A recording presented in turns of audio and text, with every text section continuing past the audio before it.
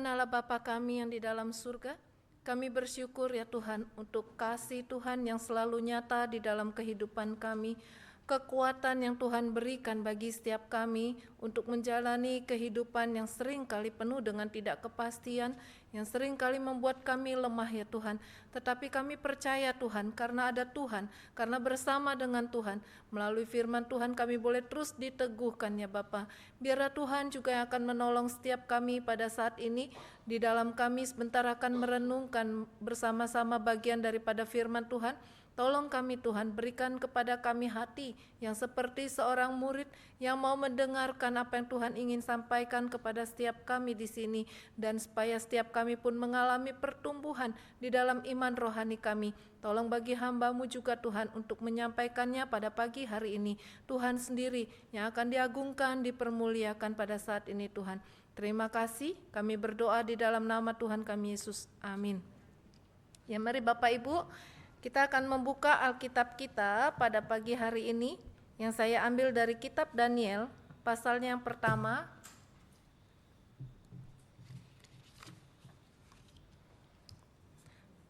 Daniel 1 ayat yang ketiga sampai ayat yang ke-9. Lalu kita juga baca ayat pasal 6 ayat yang ke-11. Daniel pasal 1. Demikian bunyi firman Tuhan. Raja bertitah kepada Aspenas, kepala istananya, untuk membawa beberapa orang Israel yang berasal dari keturunan raja dan kaum bangsawan. Mereka itu orang-orang muda yang tanpa cacat, berperawakan bagus, memahami berbagai hikmat, berpengetahuan banyak, mempunyai pengertian tentang ilmu, dan cakap untuk bekerja dalam istana raja. Mereka akan diajar sastra dan bahasa orang Kasdim. Raja menetapkan bagi mereka jatah setiap hari dari santapan raja dan dari anggur yang biasa diminumnya. Mereka harus dididik selama 3 tahun dan sesudah itu mereka harus bekerja bagi raja. Di antara mereka itu ada Daniel, Hananya, Misael, dan Azaria dari Bani Yehuda. Pemimpin pegawai istana itu memberi nama lain kepada mereka. Daniel dinamainya Belsasar, Hananya dinamainya Sadrak, Misael dinamainya Mesak, dan Azaria dinamainya Abednego. Daniel bertekad untuk tidak menajiskan dirinya dengan santapan raja dan dengan anggur yang biasa diminum raja. Ia pun meminta kepada pemimpin pegawai istana agar diizinkan untuk tidak menajiskan dirinya. Daniel dikaruniai Allah kasih sayang dan kemurahan hati dari pemimpin pegawai istana itu. Kita juga akan melihat dari pasalnya yang ke-11, pasal 6, ayatnya yang ke-11. Demikian bunyi firman Tuhan. Mendengar surat perintah itu telah dibuat, Daniel pulang ke rumahnya. Di kamar atasnya ada tingkap-tingkap yang terbuka ke arah Yerusalem. 3 kali sehari ia berlutut, berdoa serta memuji Allahnya seperti yang biasa dilakukannya. Demikian bunyi firman Tuhan yang sudah kita baca bersama. Hari ini bersama-sama kita akan merenungkan firman Tuhan dengan satu tema, yaitu terhubung atau terkoneksi dengan Tuhan. Saudara, pernahkah kita mendengar ada satu penyakit begitu ya, boleh dikatakan mungkin penyakit secara psikologi yang disebut dengan nomofobia. Pernah mendengar nomofobia, saudara? Belum ya, saya juga baru tahu ada penyakit namanya nomofobia. Apakah jenis penyakit ini? Coba kita akan sama-sama lihat, jangan-jangan kita kena penyakit ini. Ya, nah saudara, dikatakan ya, ciri-cirinya secara emosional, orang yang terkena nomofobia itu mengalami yang namanya cemas, gelisah, ya, stres, panik. Ada Bapak Ibu? Enggak kali ya? Ada. Lalu merasa kesepian. Oh ada ya, ada ya. Ya. Semua itu terjadi di saat jauh dari ponsel. Ada Bapak Ibu? Ya. Nah, secara perilaku, orang yang mengalami nomofobia dikatakan selalu ingin memeriksa HP setiap beberapa menit. Ada? Ada. Banyak? Lalu apalagi? Dia akan mengalami panik saat kehabisan baterai ataupun kuota. Ada? Kok di sini doang yang ada, sini nggak ada rupanya ya. Cuma di bagian sini yang ada ya. Oh, yang di sini suci. Ya. Apalagi kalau nggak ada sinyal. Wah, heboh begitu ya. Stres ya. Lalu punya perasaan harus selalu terhubung dengan medsos. Ada? Ada. Yang di sini ngaku, yang di sini enggak. Ya. Nah, saudara, jangan-jangan kita mengalami penyakit ini begitu ya. Apa sih singkatan nomofobia? Katanya itu adalah no mobile phone phobia. Ya, disingkat jadi nomofobia. Waktu saya baca, saya kayak gini enggak ya gitu loh ya. Tapi secara fisik mungkin kita tidak sampai kepada gejalanya nih kalau udah parah banget. Dikatakan gejala secara fisik bisa mengalami sesak nafas, jantung berdebar, berkeringat, gemetar, cuma gara-gara jauh daripada ponselnya. Ya, bukan jauh daripada seseorang begitu ya, jauh daripada ponselnya ya. Semoga kita tidak seperti ini ya. Coba siapa yang di sini mengalami nomofobia? Oh, Cieni. Ya.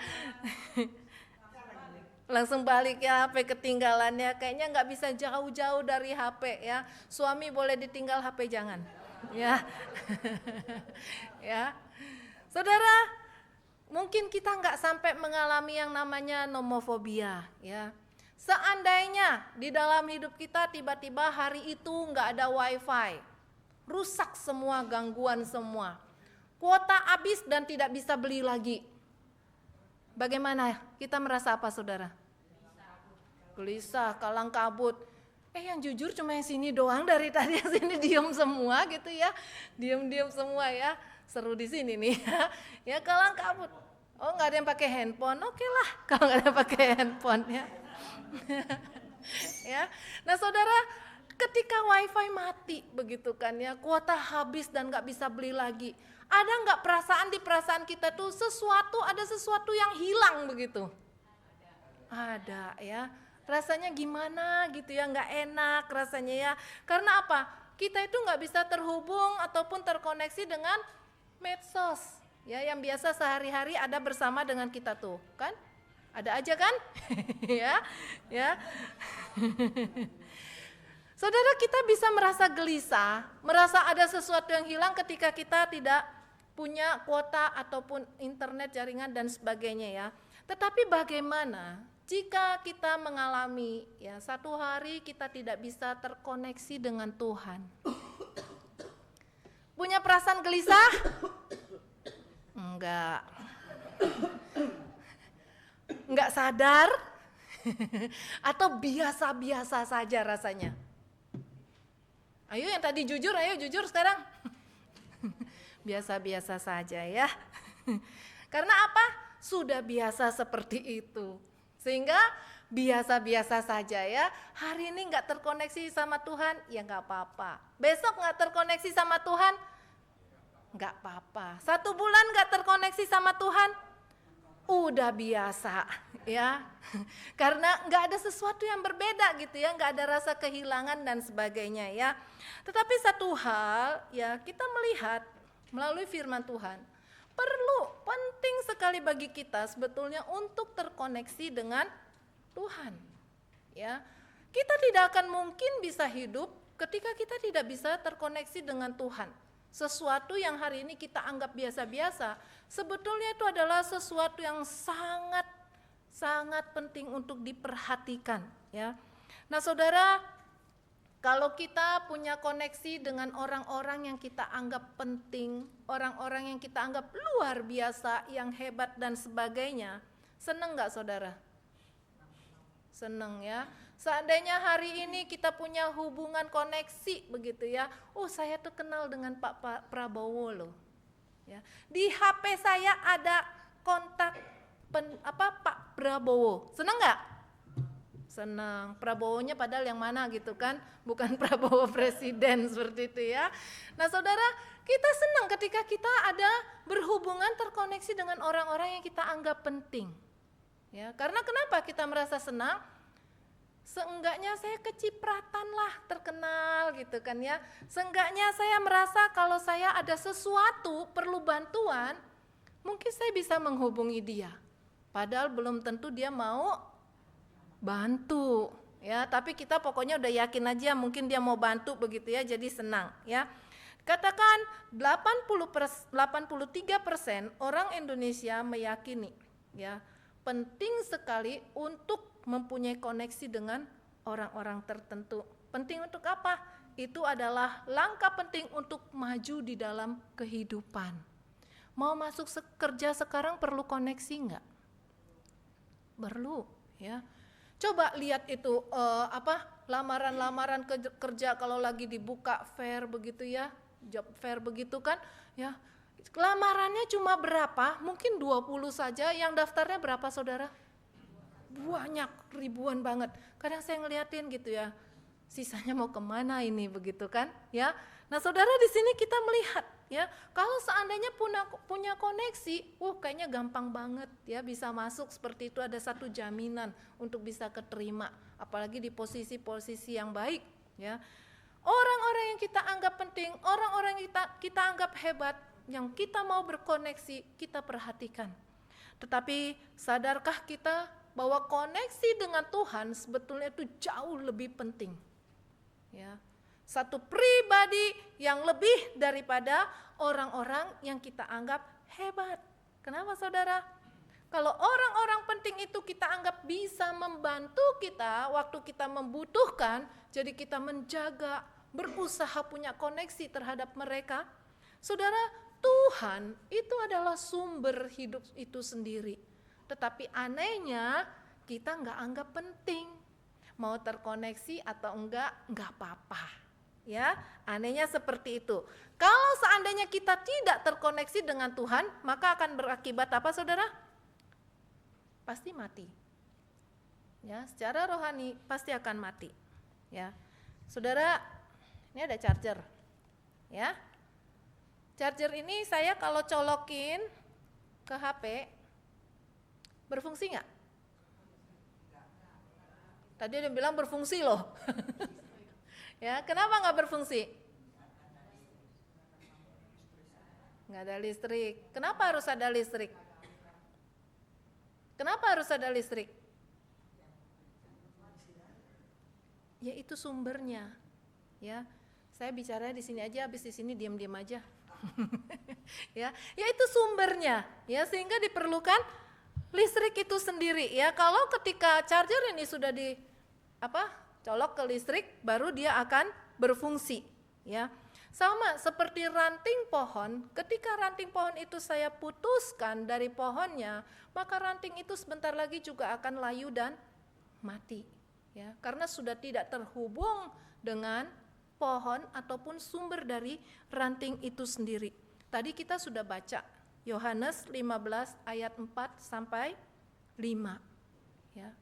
Di sana menggambarkan bagaimana seharusnya ya kita sebagai anak-anak Tuhan itu harus terkoneksi dengan Tuhan.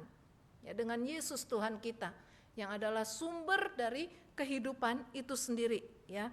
Dari Yohanes 15 ayat 4 sampai 5, kalau kita tidak terhubung dengan Tuhan, ya tidak terhubung dengan Tuhan kita Yesus, maka apa yang akan terjadi?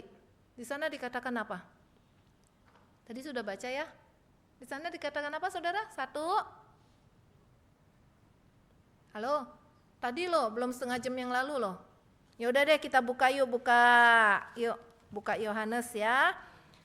Yohanes 15 ayat 4 ya. Kan Tuhan suruh supaya kita tinggal di dalam Dia ya. Kalau kita nggak tinggal di dalam Dia, maka kita berbuah itu artinya apa? Tidak akan menghasilkan apapun juga. Ya, nggak ada hasil. Ketika kita tidak terhubung dengan Tuhan kita Yesus, maka kita tidak akan menghasilkan apapun juga. Yang kedua, di ayat yang kelima, kalau kita tidak tinggal di dalam Dia, di luar Tuhan kita Yesus, maka dikatakan kita, ayat 5, nggak bisa buat apa-apa. Ya. Tapi hari ini anak-anak Tuhan luar biasa loh. Enggak usah terhubung sama Tuhan, tapi yakin bisa berbuat apapun juga yang dimau, betul? Ya, banyak yang seperti itu. Mungkin saya, mungkin saudara juga seperti itu, ya. Karena kita melihat tidak penting untuk terkoneksi dengan Tuhan, ya. Saudara, sebetulnya kita perlu sekali ya menyadari bahwa kita perlu untuk bisa terkoneksi atau selalu terkoneksi dengan Tuhan kita Yesus, ya. Karena apa? Kalau kita nggak menyadari bahwa Tuhan itu adalah satu pribadi yang penting bagi kita, maka kita tidak akan menyadari bahwa terkoneksi dengan Tuhan itu adalah sesuatu yang penting. Paham saudara? Saat kita menyadari Tuhan ini adalah satu pribadi yang penting dalam hidup saya, maka saya akan terus terhubung atau terkoneksi dengan Tuhan. Ya, bagaimanapun caranya saya harus selalu terhubung atau terkoneksi dengan Tuhan. Ya. Jikalau hari ini di sini saya merasa bahwa saya penting dengan Ibu Tuti, itu penting buat saya. Ya. Saya perlu selalu terkoneksi dengan Ibu Tuti enggak? Saya lagi ada urusan berkaitan dengan akte tanah, akte jual beli, ya. Saya perlu selalu punya koneksi dengan Ibu Tuti enggak? Perlu. Karena apa?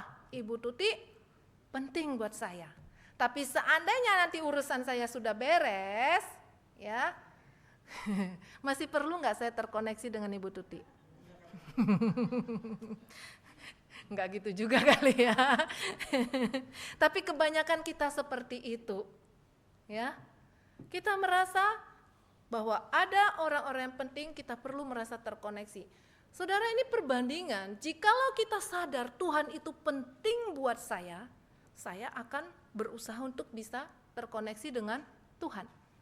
Tapi kalau saya tidak sadar ataupun saya merasa Tuhan itu nggak penting, ya udah nggak terkoneksi dengan Tuhan juga nggak apa-apa kok. Kita tetap bisa menjalani hidup seperti biasa. Ya, saudara, sadari, kita perlu menyadari Tuhan itu bukan hanyalah orang yang hebat, bukanlah satu pribadi yang bisa melakukan sesuatu untuk kita, tetapi Tuhan itu adalah pencipta dari segala sesuatu, termasuk pencipta dari kita sekalian.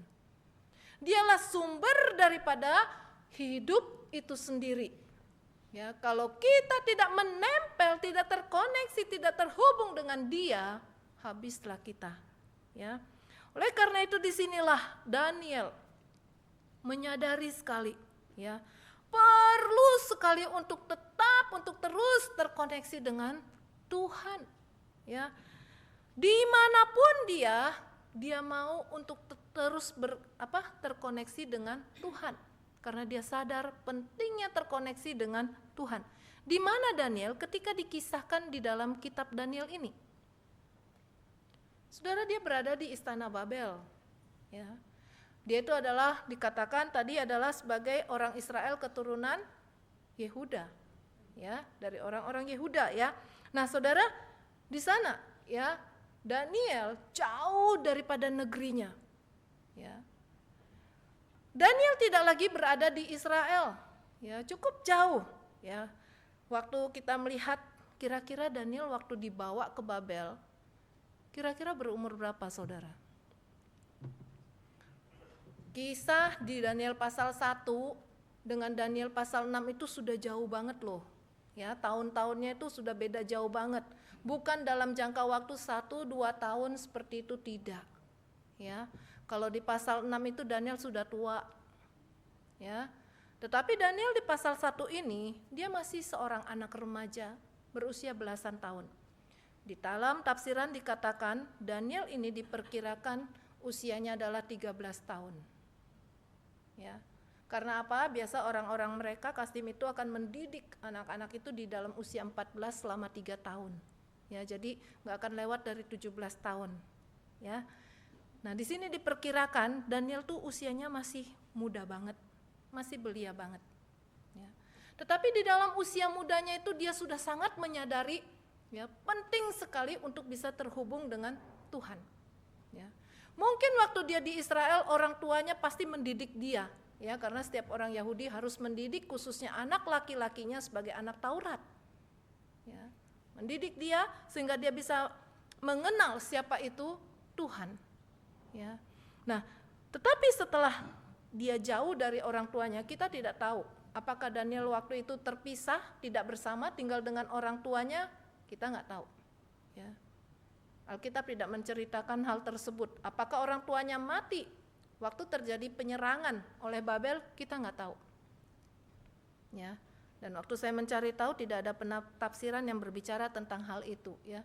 Jadi yang kita tahu di sini adalah Daniel bagaimana imannya itu terus ada, ya, dan terus berusaha untuk bisa terkoneksi dengan Tuhan karena dia menyadari pentingnya hal tersebut. Dia tidak hanya saya selama di Israel, oke lah saya terkoneksi dengan Tuhan. Tapi sekarang kan bukan lagi di Israel, ya. Sekarang itu sudah ada di Babel, jadi sudah lain. Waktu saya merenungkan bagian ini ya saudara, berapa banyak dari kita sekalian, mungkin termasuk saya, kalau di gereja kita berusaha terhubung dengan Tuhan, menjadi anak Tuhan yang manis. Tapi ketika kita berada di luar gereja, kembali kita menjadi seperti yang sehari-hari. Ya. Kita tidak lagi mempunyai koneksi dengan Tuhan. Ya. Nah saudara, Daniel menyadari perlunya terkoneksi dengan Tuhan sehingga dia menjaga, dia berkomitmen untuk tetap terkoneksi dengan Tuhan. Oleh karena itu ini menjadi satu pelajaran bagi kita untuk bisa tetap terkoneksi dengan Tuhan. Mungkin di awal, dalam waktu kita awal-awal bertobat, percaya kepada Tuhan, kita merasakan memiliki hubungan yang luar biasa dengan Tuhan. Waktu awal-awal kita menjadi orang yang percaya, awal-awal mengenal Tuhan, kalau kita masih ingat, waktu itu kita begitu rajin bersekutu dengan Tuhan, ya, berdoa berkali-kali. Tetapi setelah sekian lama, ya akhirnya kita menganggap ya terkoneksi dengan Tuhan atau tidak sama saja. Ya. Tapi Daniel tetap memiliki komitmen ini dan terus berusaha agar bisa terkoneksi dengan Tuhan. Ya. Ini menjadi satu hal yang penting juga untuk kita. Saudara, dari mana hal itu juga bisa kita lihat dan bagaimana supaya bisa tetap terkoneksi dengan Tuhan? Yang pertama tadi ayat yang sudah kita bacakan, ya. Khususnya di sini di dalam ayat yang ke-8. Ya, Daniel 1 ayat yang ke-8. Di dalam TB yang ke-1 di sana dikatakan bahwa Daniel berketetapan. Ya. Maksudnya apa saudara? Berketetapan untuk tidak menajiskan dirinya. Ya. Saudara di sini mempunyai arti, ya. Daniel berusaha untuk menjaga kekudusan dirinya, kekudusan hidupnya. Ya. Kalau yang dilakukan Daniel adalah dengan cara tidak makan dan minuman yang biasa dimakan dan diminum oleh raja. Gampang enggak saudara? Ya, dia kan sebagai seorang remaja nih ya, terus karena dia diambil ya sebagai pemuda dari keturunan bangsawan, keturunan raja begitu ya, yang nanti setelah dibina selama beberapa lama akan dipekerjakan kepada raja. Jadi dikasih satu keistimewaan untuk dikasih makanan dan minuman yang disajikan untuk raja juga, ya. Nah, saudara, remaja kalau kita perhatikan, mereka lagi doyan-doyannya makan enggak? Apalagi kalau mereka dikasih all you can eat, seneng enggak saudara? Jangankan remaja, emak-emak aja demen kok. Ya. Nah saudara ya, remaja itu senang sekali pastinya ya dengan makan, apalagi kalau makanannya yang enak-enak. Ya, makanan yang enak-enak ya. Saudara, tentu tidak mudah untuk menahan diri bukan untuk satu hari. Ya. Kan mereka dibina selama berapa lama? 3 tahun. Ya, kalau cuma satu hari bilang, saya berketetapan untuk nggak makan makanan yang enak-enak itu, ya oke. Ya, masih gampang. 1 minggu pun masih mudah. Tapi untuk 3 tahun makannya makanan cuma sayur sama air putih minumnya. Bapak Ibu mau? Mau nggak? 3 hari seperti itu? 3 tahun. 3 tahun cuma makan sayur sama air putih minumnya, nggak boleh minum kopi, nggak boleh minum teh, nggak boleh minum minuman jus, nggak boleh minum lain, nggak boleh makan daging, makannya cuma sama sayur. Mau? Berat, ya berat. Kalau 1 hari oke, 1 minggu oke, tapi ini 3 tahun, nggak gampang, ya. Apalagi anak remaja, saudara, ya mengendalikan dirinya itu sulit banget. Kalau orang tua mungkin ya udah karena terpaksa daripada asam urat tinggi, ya, daripada jantung duk duk duk duk duk gitu kan, kolesterol tinggi, ya udah terpaksa lah harus makan seperti itu begitu kan. Tapi kalau anak muda kan masih sehat, masih kuat begitu ya, masih kepingin ini, kepingin itu ya.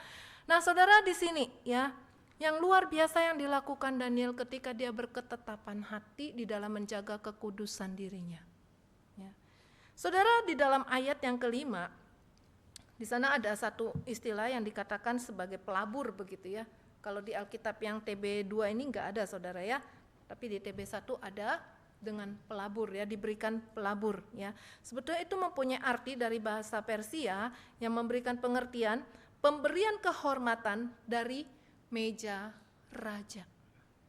Ya, jadi itulah makanan yang diberikan kepada mereka ya, para anak-anak muda ini. Makanan yang pasti enak-enak, makanan yang pasti yang terbaik, itu yang diberikan kepada mereka. Nah, lalu kita melihat apa sih hubungannya soal makan dengan masalah kekudusan hidup. Dalam pikiran kita biasanya menyangkut kekudusan hidup adalah tidak melakukan dosa, ya. Dosa yang jenisnya masa apa kaitannya sama makan gitu ya. Kan dalam pikiran kita nggak ada lah kaitan makan lah begitu ya. Tapi satu hal ketika kita melihat lebih jauh, alasan yang disebutkan oleh Daniel ya, yang menjadi alasan kenapa dia menolak ya, di sana mempunyai satu ya, di balik itu semua. Saudara, orang Babel itu makan semua makanan. Semua jenis makanan, binatang apapun dimakan. Ya. Sementara orang Yahudi boleh nggak, orang Israel? Apa yang nggak boleh? Apa? Yang nggak boleh apa? Contohnya? B2. Ya, nggak boleh. Termasuk kuda, ya, kelinci. Ya, itu ada di kitab Imamat. Ya, itu diatur, itu nggak boleh. Terus apa lagi? Darah. Nggak boleh, itu ada di kitab Imamat ya. Sementara orang Babel itu boleh apa aja, bebas begitu ya. Mungkin waktu mereka memasak pun dikatakan itu darah itu dicurahkan untuk jadi masakan, jadi saksang gitu kali ya. Ya. Nah, saudara, ini ya. Sehingga kalau mereka ambil makanan itu, Daniel dan teman-temannya ambil makanan itu, berarti mereka melanggar ketetapan Tuhan, melanggar hukum Taurat, melanggar firman Tuhan. Orang yang melanggar firman Tuhan, dia adalah orang yang tidak menjaga kekudusan hidupnya. Ya. Jadi jangan dibayangkan harus suci begitu ya. Ketika kita melanggar firman Tuhan, berarti kita tidak menjaga kekudusan hidup kita. Ya. Nah, disinilah sehingga Daniel memutuskan ya untuk tidak ambil makan makanan raja. Ya. Yang kedua, saudara, sebagai alasan dibalik itu semua adalah makanan yang akan diberikan kepada raja buat orang Babel itu akan dipersembahkan dulu kepada dewa Babel. Ya. Biasa dewa Babel itu disebut Marduk begitu ya. Dipersembahkan dulu kepada dewa Babel sehingga ketika nanti raja makan itu seperti ada ikatan ya, menyatakan aku hamba dari dewa-dewa ini gitu loh. Ya. Jadi kalau Daniel juga ambil, kesannya di sana Daniel tunduk ataupun bersekutu dengan dewa-dewa tersebut. Sehingga Daniel memutuskan tidak, ya. Dia mau menguduskan dirinya, menjaga kekudusan hidupnya. Tidak mau menajiskan dirinya dengan melanggar apa yang menjadi perintah Tuhan. Ya. Saudara, kalau mau dikatakan antara Israel dengan Babel, sekarang Irak begitu ya, itu kan nggak deket-deket begitu. Ya, dulu ada pesawat? Enggak. Ya, nggak bisa sebentaran sampai begitu, nggak bisa. Ya, mereka harus jalan kaki, paling bagus juga naik kuda, ya seperti itu. Ya, jadi ini cukup jauh. Nah, mungkin orang-orang ketika mereka ada di sini ambil makan makanan yang sama dengan raja begitu, ya mereka makan itu juga nggak dipersoalkan, ya karena mereka bukan lagi berada di Israel, ya. Ya. Mungkin orang-orang yang lain juga nggak tahu begitu kan, ya, ataupun merasa yang penting kan saya di sini bukan di Israel lagi. Saudara, waktu melihat hal ini berkaitan dengan masalah integritas. Ya. Daniel melakukan segala sesuatu sebagai orang yang terhubung dengan Tuhan, ya, bukan karena dilihat oleh manusia, tetapi dia tahu Tuhan melihat. Dia menjaga kekudusan dirinya bukan karena supaya dilihat orang, tapi karena Tuhan tahu. Saudara, apakah kita sebagai orang-orang yang terkoneksi dengan Tuhan? Kalau kita adalah orang-orang yang terkoneksi dengan Tuhan, mari kita terus menjaga untuk kekudusan hidup kita. Ya. Saudara, mungkin kita merasa kalau masalah kekudusan hidup itu berkaitan dengan zina, begitu ya, mencuri, saya nggak lakukan itu kok. Tetapi yang namanya kekudusan hidup bukan masalah hal-hal yang hanya seperti itu saja. Waktu kita berbohong, kita kekudusan hidup kita dilanggar nggak? Ya, termasuk, ya. Kalau kita melihat, saudara ya, apa yang ditawarkan kepada Daniel ini adalah tentang kenikmatan dunia, kesenangan dunia, ya, makanan yang enak, penghormatan karena mendapat makanan dari meja raja, ya. Penghormatan yang diberikan, inilah godaan duniawi. Apakah hari ini kita masuk ke dalam penggodaan duniawi? Saudara, Daniel dikatakan berketetapan, ya, sumsim, ya. Artinya apa? Membulatkan hati untuk tidak menajiskan diri, bertekad, berkomitmen. Inilah orang yang terhubung dengan Tuhan, sehingga bisa terus tetap terhubung dengan Tuhan. Ketika Aspenas takut, ya, Aspenas dikatakan takut kalau nanti setelah Daniel melakukan apa yang dia mau, nggak makan makanan raja itu, nanti kan disalahkan gitu kan, ya. Nah, lalu Daniel katakan apa? Silakan uji, kita adakan ujian, pencobaan, ya, hasilnya bagaimana? Kenapa Daniel berani seperti itu, saudara? Sebagai orang yang terhubung dengan Tuhan, terkoneksi dengan Tuhan, Daniel yakin kepada Tuhan bahwa Tuhan pasti akan membimbing apa yang dia lakukan itu, ya. Saudara, mengalahkan godaan, mengalahkan tawaran dunia untuk bisa tetap terkoneksi dengan Tuhan, ya. Untuk bisa tetap terhubung dengan sumber, maka itu harus ada satu saluran, ya. Ibu-ibu yang pernah mengandung, dulu ada plasenta?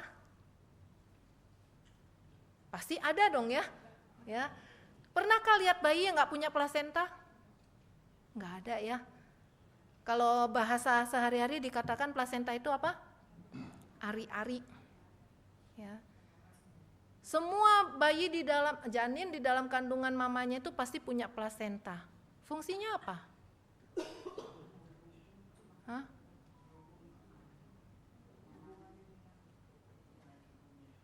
makan gitu ya. Mamanya makan pedas, bayinya kepedesan di dalam gitu. Saudara, waktu saya mengandung ya, saya merasakan ini Tuhan tuh luar biasa gitu loh ya. Kan tadinya di perut kita nggak ada apa-apa gitu ya, bisa tumbuh mata, bisa tumbuh tangan, ya dari titik bisa tumbuh begini, tumbuh gitu, tumbuh jantung, tumbuh paru-paru, tumbuh segala organ.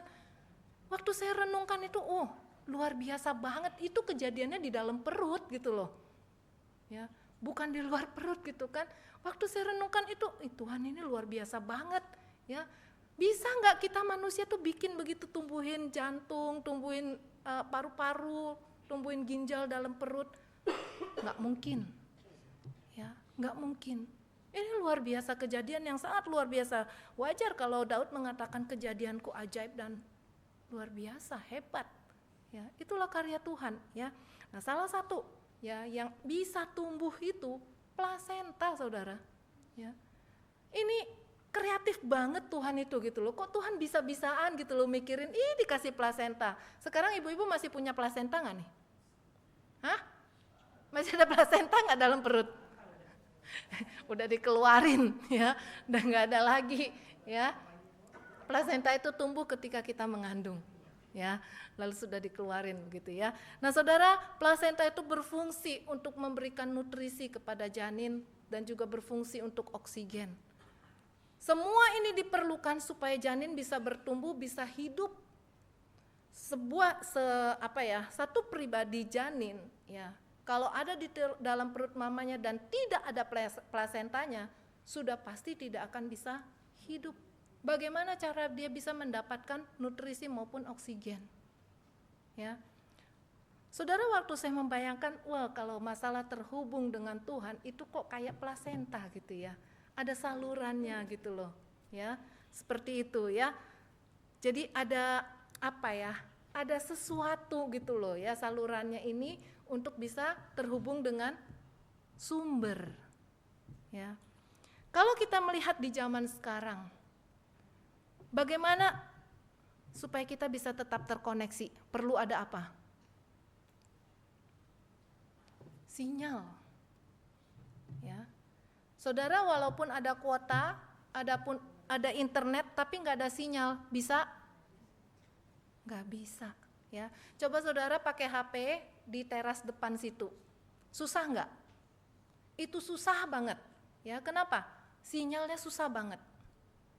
Ya, walaupun di sini ada WiFi begitu ya, tapi susah sinyalnya. Ya, nah saudara, waktu saya merenungkan hal ini, saya membandingkan saluran seperti plasenta itu, sinyal itu, ini boleh dikatakan adalah seperti doa dan firman Tuhan yang perlu ada supaya kita bisa terhubung dengan Tuhan.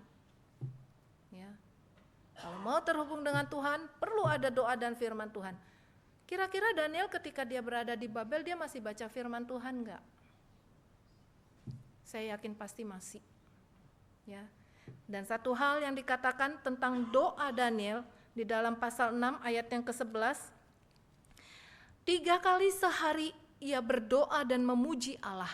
Ini adalah kebiasaan bagi orang-orang Yahudi pada waktu itu yang melakukan doa pagi, tengah hari, petang hari. Ya, mereka berdoa dan memuji Tuhan, dan itu dilakukan oleh Daniel. Ya. Saudara, bukan cuma itu. Yang dikatakan di sana di terakhir dikatakan seperti yang biasa dilakukannya. Ini penting. Ya, seperti yang biasa dilakukannya. Jadi waktu Daniel, ya kalau pasal 6 itu kan menceritakan bagaimana Daniel itu sedang dijebak kan, ya dengan undang-undang media Persia. Ini bukan lagi Babel, ya Babel sudah dikalahkan oleh media Persia, ya sekarang itu ditafsirkan adalah Irak ya, Iran ya, bukan lagi Babel ya. Nah lalu saudara, ketika ya Daniel pada waktu itu punya masalah besar menyangkut nyawa, ya Daniel bukan karena punya masalah besar lalu dia berusaha terhubung dengan Tuhan, maka dia berdoa kepada Tuhan sambil memuji Tuhan. Tidak, karena di sana dikatakan ya seperti yang biasa dilakukan. Jadi baik ada masalah, tidak ada masalah, Daniel punya hati yang selalu rindu untuk terhubung dengan Tuhan, ya. Jadi bukan cuma waktu itu dia melakukan doa tersebut, ya. Di sini apa yang bisa kita pelajari, saudara? Untuk tetap terkoneksi dengan Tuhan, perlu bagi kita untuk menyediakan waktu khusus bagi Tuhan. Apakah kita punya waktu yang kita khususkan untuk Tuhan 1 hari 24 jam itu? Untuk terhubung dengan Tuhan, saudara, kita perlu komit. Walaupun ada bahaya, tapi kita harus terhubung dengan Tuhan, seperti yang dilakukan oleh Daniel. Ya. Nah, saudara, yang seringkali membuat kita tidak bisa terkonek dengan Tuhan, ya, biasanya 2 hal. Beban hidup yang pertama. Saking fokusnya kita dengan beban hidup, buat kita terhubung dengan Tuhan itu sepertinya tersisihkan.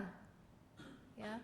Karena kita sedang fokus dengan pergumulan, dengan masalah yang kita hadapi, dan kadang kita merasa saya yakin bisa mengatasi masalah ini sendiri. Saya nggak perlu datang kepada Tuhan, saya nggak perlu bicara dengan Tuhan. Ya, apalagi ketika masalah itu membuat kita gelisah dan sebagainya. Ya, berdoa nggak bisa, baca firman juga nggak masuk begitu. Ya, kayaknya ngambang begitu saja. Ya. Inilah ya, seringkali waktu kita punya beban hidup yang terlalu berat seperti itu, ataupun banyak beban hidup membuat kita enggan, ya, nggak mau lagi terhubung dengan Tuhan, ya.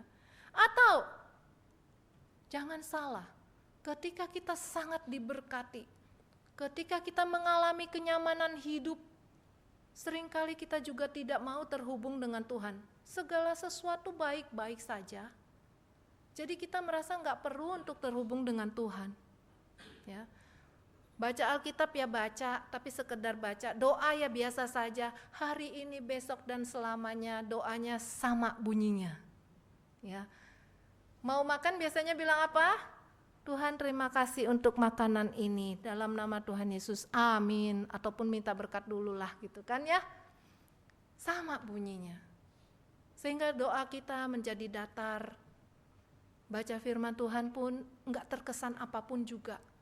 Jadi jangan heran ketika baca firman Tuhan, ya, ditanya apa ini yang berkesannya, lupa. Baca apa juga lupa. Ya, karena apa? Itu sambil lalu. Seperti satu kewajiban agama yang kita jalani. Ya, bukan masalah kita terhubung dengan Tuhan. Saudara, ini memang tidak mudah, ya. Saudara, kalau kita nggak kasih waktu untuk Tuhan secara khusus, maka sinyal kita akan lemah. Ya. Ketika sinyal kita lemah, kekuatan kita pun akan lemah di dalam menjalani hidup ini. Hidup semakin kesini, saya secara pribadi merasakan bukanlah sesuatu yang mudah, semakin sulit. Ya, nggak mudah. Saya yakin kita semua juga merasakan hal seperti itu. Ya. Cukup banyak orang yang berbicara sekarang semakin susah hidup. Ya. Jadi kalau kita nggak terhubung dengan Tuhan, bagaimana kita menjalani hidup yang semakin susah? Karena kita nggak terhubung dengan pencipta kita, yang nggak ada sumber kekuatan. Ketika kita mengandalkan diri kita sendiri, seberapa kuatnya kita?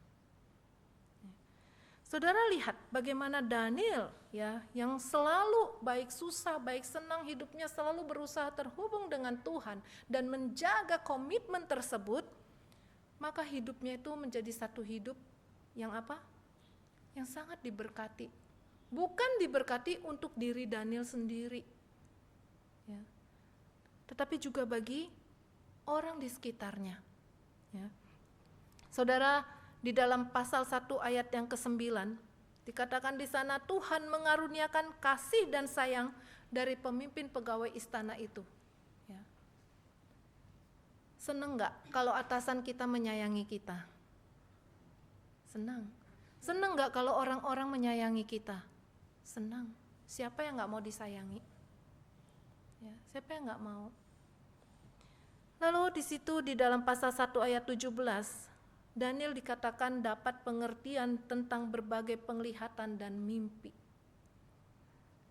Ya. satu karunia yang luar biasa yang boleh diterima oleh Daniel, karena dia punya hubungan yang baik, yang begitu indah dengan Tuhan. Pasal 1 ayat 20 dikatakan, didapati 10 kali lebih cerdas dari semua orang di kerajaan.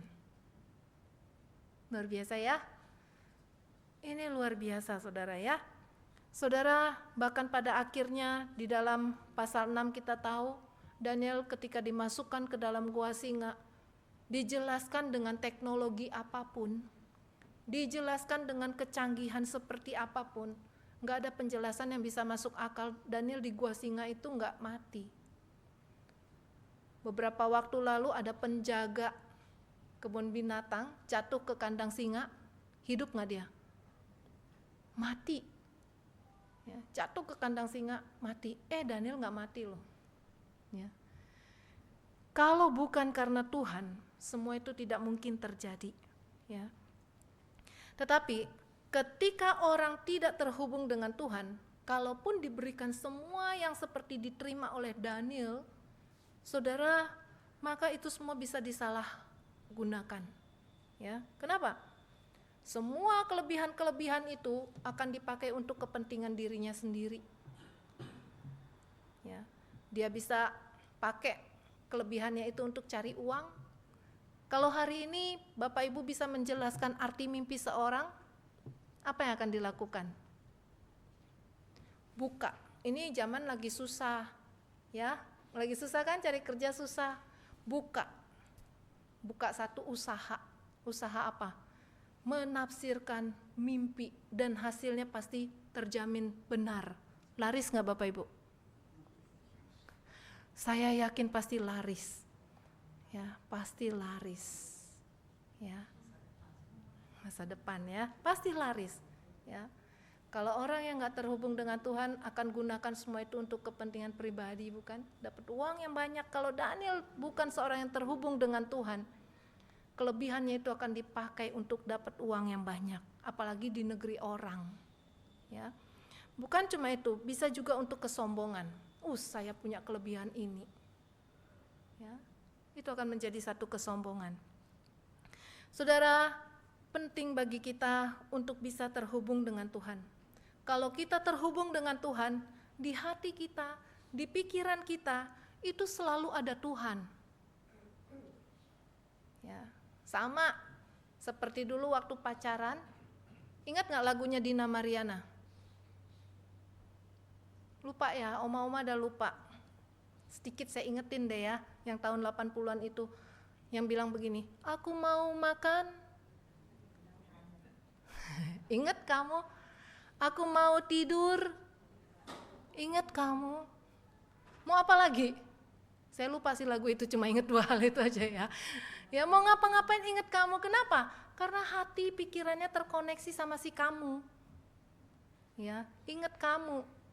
Ya, ada kasih, ingat kamu, karena selalu terhubung.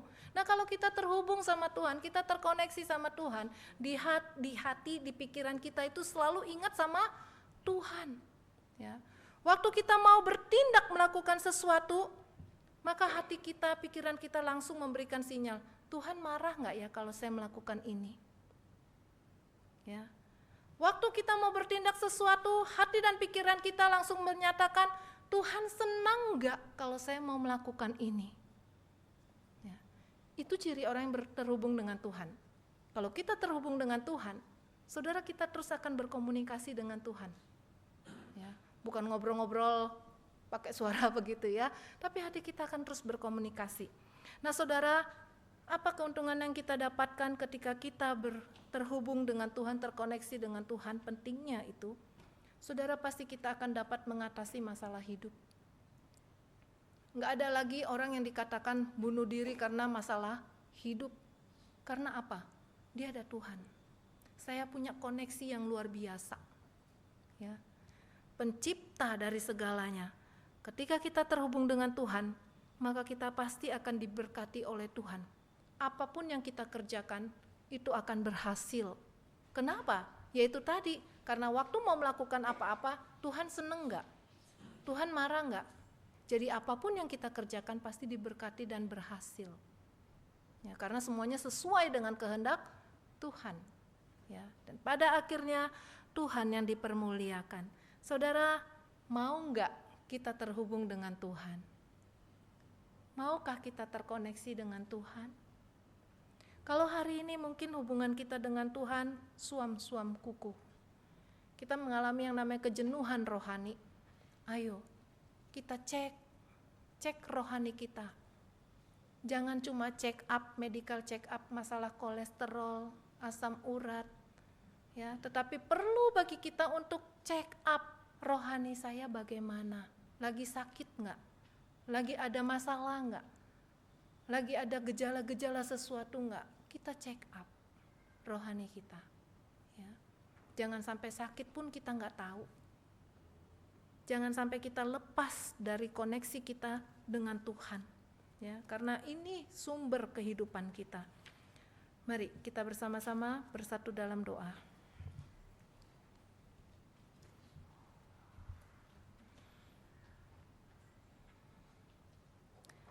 Bapa kami yang di dalam surga, kami bersyukur ya Tuhan, melihat bagaimana hamba-Mu Daniel, seorang yang luar biasa, yang menetapkan hati untuk menjaga kekudusan hidup di tengah tantangan yang ada yang tidak mudah, di tengah berbagai tawaran yang menarik ya Tuhan.